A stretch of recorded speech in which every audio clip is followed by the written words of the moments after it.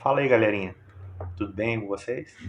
Tô aqui gravando esse vídeo diretamente de Rio Grande, né, em virtude dessa quarentena que a gente tá e o fato do isolamento social, né. As aulas foram suspensas, as atividades foram suspensas para a gente evitar a circulação na rua. São medidas importantes para evitar o contágio acelerado, né, a proliferação muito rápida dessa doença.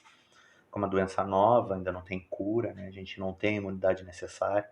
E a gente não sabe bem o que vai acontecer, né? Eu vim para Rio Grande para ajudar a cuidar da minha mãe, que é do grupo de risco.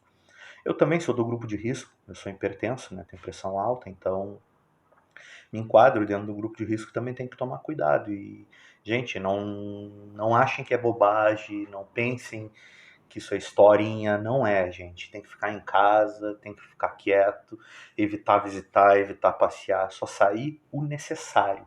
A gente não pode ficar de bandinha na rua.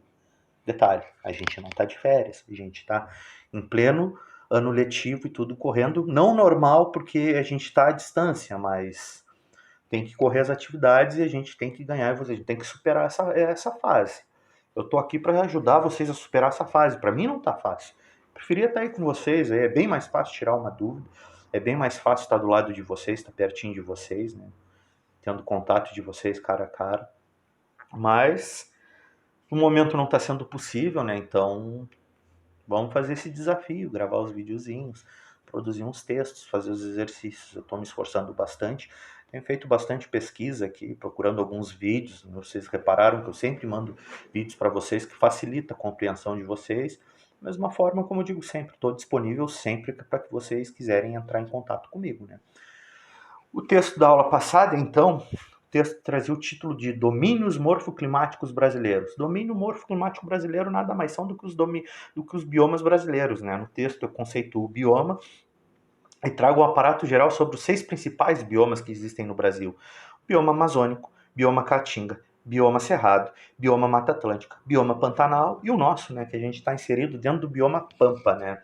Então, aí eu trago um mapa do Brasil nesse texto, onde estão encontrados basicamente todos os biomas, o mapa geral, né? Um modelo esquemático também dos biomas, e a gente entrou propriamente no texto, depois desse modelo esquemático, onde eu faço as características principais do bioma. Esse texto não é meu, esse texto eu retirei da internet, a fonte está aqui, né?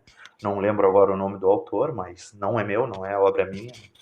É uma reprodução, está identificado quem é, está localizado o link, se vocês quiserem achar aí na fonte original, não tem problema. Eu fiz umas adaptações para facilitar a vida de vocês também. Possivelmente posso ter corrigido algum erro, alguma coisa assim, mas não tenho certeza desse texto em especial, se foi necessário a correção de algum erro, né? Então eu trato o bioma amazônico, né, no texto, eu falo de fauna e flora, eu falo daí do texto, ele fala a hidrografia, né, a questão hidrográfica das águas da Amazônia, né, o clima amazônico, como é a vegetação na Amazônica e como é o solo amazônico. Eu trago uns 4 vídeos ali para vocês e faço umas 10 perguntas ali como uma forma de exercício, né, para vocês responderem para mim. Se esses exercícios respondidos eu vou mandar, eu já criei aqui o texto, o PDF aqui para enviar para vocês, vou enviar na forma de arquivo de foto também para facilitar. As perguntas já estão respondidas, espero que a maioria tenha feito, né? Se não tá igual aqui a minha, não apaga, não apaga porque não é porque não tá igual que não tá certo. A tua resposta pode estar certa, mesmo não estando igual a minha. Deixa a tua resposta como ela tá. Se tu vê que não é igual a minha. Quando a gente retornar à aula presencial, ou se tu quiser me chamar aqui no WhatsApp aqui pra gente debater, não tem problema. Aí tu me mostra a tua resposta. Eu vejo, corrijo, não tem problema nenhum. Se você quiser fazer na forma presencial, quando a gente voltar, não tem problema. Se quiser entrar em contato aqui comigo pelo WhatsApp, também não tem problema nenhum. A primeira pergunta eu pergunto ali para vocês, ali, defina, não faça uma pergunta, eu peço para que vocês me definam bioma, né, gente? Então, bioma nada mais é do que grandes ecossistemas constituídos por comunidades biológicas com características em comum. Então, é uma série de seres vivos, plantas, animais, a questão hidrográfica dos rios, a questão do solo, são uma série de características ambientais e biológicas que tornam um determinado local, uma determinada comunidade, um determinado espaço, uma característica única que transforma ele num bioma com determinadas características. Cada bioma brasileiro, ele apresenta características ecológicas diferentes uma da outra. Mas isso não quer dizer que eles não estão interligados, né? Tanto é que fauna e flora é muito comum você encontrar um organismo amazônico aqui no Rio Grande do Sul, ou vice-versa, porque está tudo misturado. Mas existe uma diferença. Mas existe uma diferença que ela é fisionômica, a gente consegue ver a olho nu, com características também biológicas, químicas, a gente consegue ver que existem diferenças. Então, o bioma nada mais são do que grandes ecossistemas com características próprias, que essas características próprias transformam ele num determinado ecossistema próprio, né? Então, aí eu pergunto para vocês na 2, né, quais são os principais biomas brasileiros, né? Como eu falei para vocês já, tá lá no começo do texto, né, gente? Só que é difícil. Não tem como vocês errarem, não tem como estar diferente da minha resposta, né? Amazônia, Caatinga, Cerrado, Pantanal, Pampa, Mata Atlântica. Fechou. Nos 6 biomas aí. Né? Pergunta 3 e a 4 é ridícula a pergunta. Porque a resposta é a mesma para as duas. Em qual bioma brasileiro é encontrada a maior floresta tropical do mundo? Gente, vocês têm que. Para não saber responder isso, vocês têm que estar alheios ao mundo que todo mundo fala que a maior floresta tropical do mundo é a Amazônia. Então, onde está localizado o maior bioma, a maior floresta tropical, né? No bioma amazônico, lógico. Não é um bioma exclusivo brasileiro, né? A gente divide a Amazônia com outros países na América do Sul, né? Então, ele é um bioma que não é exclusivamente brasileiro, né? Dentro desses biomas, apenas um, que é o próximo, que vocês vão ver na semana que vem, que é a Caatinga, que é exclusivamente brasileiro. Os demais biomas a gente divide ele com os países da volta, né? A pergunta 4, qual é o nome e em qual bioma é encontrado a maior bacia hidrográfica do mundo? Até foi uma redundância. Qual é o nome e em qual bioma é encontrado a maior bacia hidrográfica do mundo? A bacia é a bacia amazônica, né, gente? Né? E o bioma é o bioma amazônico. A bacia amazônica é a maior bacia hidrográfica do mundo. Então, tá. Até que na minha resposta, até que só tá a resposta bioma amazônico. Tá? Mas é a bacia amazônica. E o bioma é o bioma amazônico ou bioma amazônico. Tá? A bacia hidrográfica que junta todos os rios, Rio Negro, Solimões, o Rio Amazonas, né?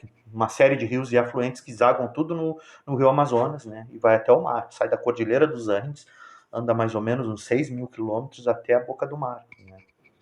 É o maior rio em volume d'água, não é o maior rio em comprimento, mas em volume d'água não tem rio maior que ele, não tem rio que aporte mais água do que o Rio Amazonas. Tá? Ali eu pergunto na 5, caracterize a fauna e flora do bioma amazônico. Né?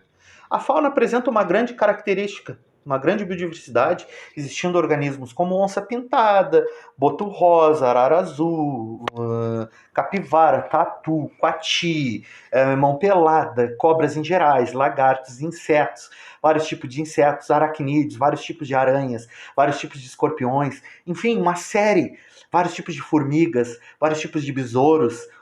Enfim, a gente nem sabe a quantidade de organismos ainda animais ainda que estão para ser descobertos na floresta amazônica. Isso é um segredo, é uma chave assim que é um cofre que a gente não tem capacidade ainda de abrir.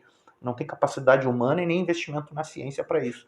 Mas certamente, aqui dentro do nosso bioma amazônico, tem a cura de muitas doenças e a descoberta de muitos segredos da natureza estão aqui dentro, né?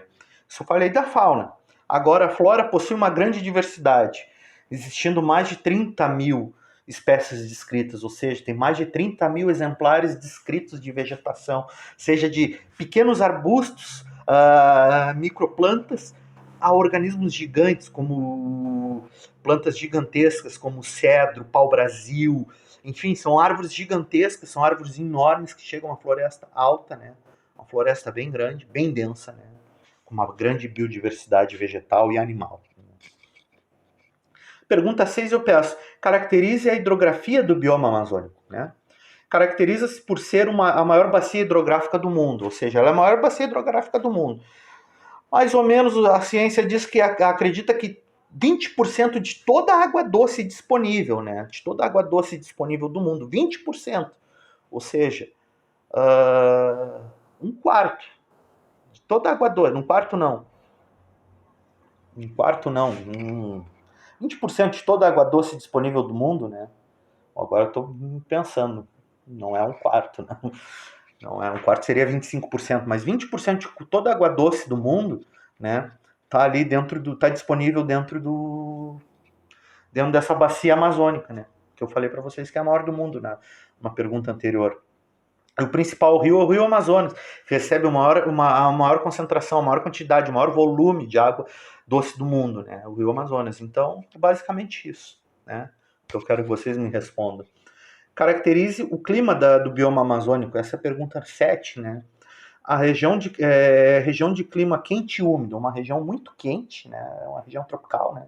Equatorial, pode-se dizer, né? Está bem em cima do Trópico de Equador, recebe uma alta intensidade luminosa, então uma região naturalmente quente, né? E muito úmida. Apresenta uma alta umidade do ar, todo o ano é elevado, né? E o índice pluviométrico é elevadíssimo, né? Chegando a mais de 2 mil milímetros, né? De 2 mil milímetros de chuvas por ano. Né? Então, é alto, né? É alto. 2 mil milímetros são 2 metros. Né? Então, para vocês terem uma noção. É chuva, gente. É chuva que recebe. Essa é a média anual. Né? A próxima, eu peço para vocês, caracterize o solo do bioma amazônico. Né? Trata-se de um solo arenoso que apresenta uma camada de humus resultante da deposição de floras, frutos e restos animais. Apesar disso, apenas cerca de 14% do território é considerado fértil para práticas agrícolas. Então a gente tem uma área imensa, com uma grande quantidade de matéria orgânica, só que ela tem um solo arenoso. E apenas 14% de toda essa área a gente pode considerar própria para a agricultura, né? Eu vou na próxima pergunta eu respondo para vocês o porquê que ela é isso. Que a próxima pergunta, por que o solo amazônico não é indicado para a agricultura? Eu escrevi uma coisinha assim, ó. Embora exista uma rica floresta no solo amazônico, a prática da agricultura não é recomendável para o local, uma vez que apresenta um solo arenoso e muito pobre em matérias orgânicas. As regiões florestadas mantêm solo rico em matéria orgânica pela queda de folhas, frutos e morte de animais. Quando a floresta é removida, esse poder de autogerar matéria orgânica é perdido. E em pouco tempo o solo se torna muito pobre, ou seja, a floresta, o solo amazônico, ele só é rico e produtivo com a floresta em cima. A folha caiu, ela vai se decompor, os animais decompositores vão lá e vão decompor, vão consumir essa folha e liberar a matéria orgânica. O fruto caiu, esse fruto vai apodrecer, os decompositores vão liberar a matéria orgânica. O animal morreu, o corpo desse animal vai virar matéria orgânica para alimentar a floresta. Tu cortou a floresta, gente, a partir do momento que tu corta a floresta, tu cessa esse ciclo. Né? E é um solo muito arenoso e uma região que chove muito. Então ele lixivia, ele lava, essa quantidade de água lava o solo e leva toda essa matéria orgânica embora. Então tu vai ele tirar 2 anos, 3 anos, quiçá 4 anos de produção agrícola e depois o terreno tá podre, não serve para mais nada, não serve para mais nada, nem para gado, nem para soja, nem para nada. Então ela só é rica em pé. Tirou a floresta, se torna um deserto, pior que o deserto do Saara, tá?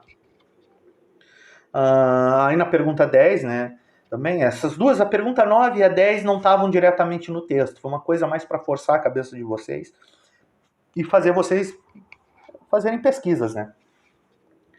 Qual a importância do bioma amazônico para controlar o efeito estufa?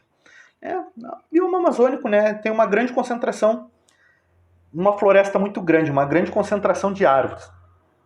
Essa grande concentração de árvores, as árvores, no sua matéria orgânica, é o CO2, né, que é o principal gás do efeito estufa. Né? Então, ela tem uma grande concentração, ela é um banco de CO2 ali que está guardando muito CO2, muito CO2.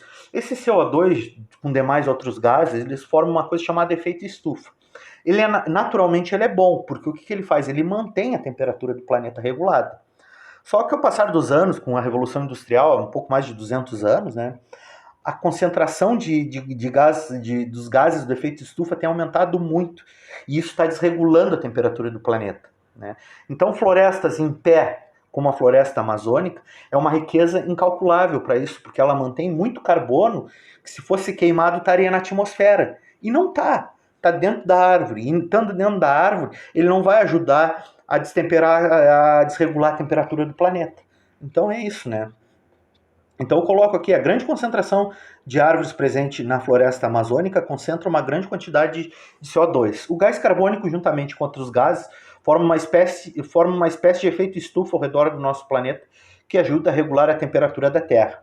A grande quantidade de árvores presentes na Amazônia evita que grandes quantidades de CO2 sejam despejados na atmosfera. Assim, acaba ajudando a manter regulada a temperatura do planeta.